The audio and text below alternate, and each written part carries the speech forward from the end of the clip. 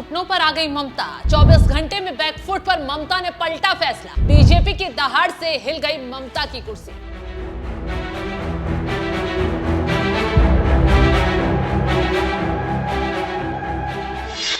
नमस्कार, आप देख रहे हैं एनएमएफ न्यूज में आपके साथ शबनम। कोलकाता में महिला डॉक्टर की दरिंदगी से मौत के मामले में ममता पर आफत कम हुई नहीं थी कि अब नए कांड में ममता बनर्जी घुटनों पर आ गई।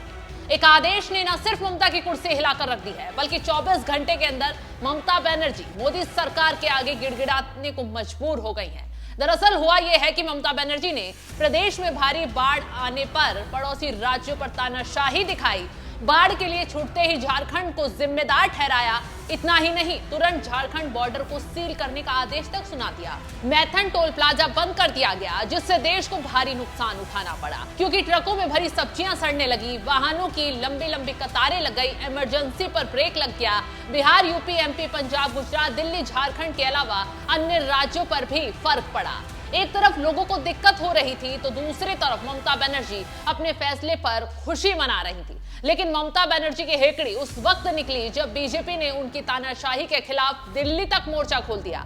मोदी सरकार ने सख्ती दिखाई तो ममता बनर्जी 24 घंटे के अंदर ही घुटनों पर आई और बॉर्डर खोलने का फैसला सुना दिया। लेकिन ऐसे में बीजेपी ने ममता बनर्जी की कुर्सी हिलाने की पूरी तैयारी कर ली है, क्योंकि ममता बनर्जी ने एक्शन मोड के बाद ही अपना फैसला वापस ले लिया है। क्योंकि पहले ही बीजेपी नेता शुभेंदु अधिकारी ने बंगाल के राज्यपाल, केंद्रीय गृह सचिव, NHAI और सड़क मंत्रालय के सचिव को चिट्ठी लिखी थी।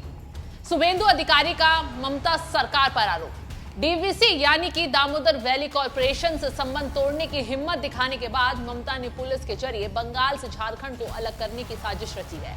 पुलिस गैरकानूनी तरीके से झारग्राम पश्चिम वर्धमान जिले के नेशनल हाईवे को बंद कर रही है। बंगाल पुलिस ट्रकों के जरिए झारखंड, बिहार, छत्तीसगढ़ और महाराष्ट्र से आ रही राहत सामग्री को गैरकानूनी तरीके से रोक रही है। बंगाल में नेशनल हाईवे ब्लॉक होने से बंगाल और नॉर्थ ईस्ट का उत्तर भारत के हिस्से से संपर्क टूट गया है और आने वाले वक्त में नॉर्थ ईस्ट से जरूरी सामानों की आपूर्ति प्रभावित होगी। ममता बनर्जी आ रहा है, अच्छा नहीं है। बहुत एरिया अभी भी कम से कम 6 फुट 8 फुट पानी का अंदर है और गवर्नमेंट का रिलीफ वर्क नहीं है। एनजीओ और बीजेपी की ओर से, हम लोग की ओर से, हम लोग पर्सनली रिलीफ वर्क कर रहा है।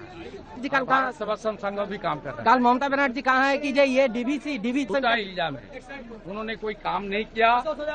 एम्बांकमेंट का जो रिपेयरिंग, रक्षणाबेक्षण करना चाहिए था, मेंटेनिंग नहीं हुआ। ये बाढ़ के लिए सीधा सीधा मुख्यमंत्री और उनकी सरकार जिम्मेदार है। एनडीआरएफ के भी पुलिस काम नहीं कर रहा। आइडियल मैं पूछा था, बोला पुलिस का गाइडेंस में चलता है। हालांकि पुलिस का गाइडेंस की कोई जरूरत नहीं, जनता का गाइडेंस में थे। तो जैसे ही ममता बनर्जी की शिकायत दिल्ली तक पहुंची, PM Modi Shah action mode में आए, वैसे ही ममता बनर्जी तुरंत बैकफुट पर आ गई, फैसला वापस ले लिया। अब चलिए ये भी बता देते हैं कि क्यों ममता बनर्जी इतना बौखला रही थी। दरअसल ममता बनर्जी की तरफ से आरोप लगाया गया कि झारखंड से एक तरफा पानी छोड़ा जा रहा है, जिसकी वजह से पश्चिम बंगाल में बाढ़ की स्थिति उत्पन्न हुई है और बाढ़ से कई जिले प्रभावित हो गए हैं। ये आरोप ममता बनर्जी ने तब लगाए जब बाढ़ से बंगाल बेहाल हो गया और दीदी सहायता के नाम पर कुछ नहीं कर पाए। लोगों में हाहाकार मचा तो छूटते ही झारखंड को सबक सिखाने बैठे। बाकायदा पीएम मोदी को चिट्ठी लिखकर धमकी देने लगी। कहा गया कि उनकी सरकार दामोदर वैली कॉर्पोरेशन के साथ सभी समझौते को रद्द कर देंगी, क्योंकि झारखंड के एक तरफा पानी छोड़ने के कारण दक्षिण बंगाल के जिलों में बाढ़ की स्थिति उत्पन्न हो गई है। बस ममता को सीना जोरी दिखाना ही महंगा पड़ गया। बंगाल के बिगड़ते हालातों में ऐसी फंसी कि तुरंत झारखंड के बॉर्डर खोलने पड़े और ममता बनर्जी घुटनों पर आ गई। तो इस खबर पर आपकी राय क्या, कमेंट कर जरूर बताएं।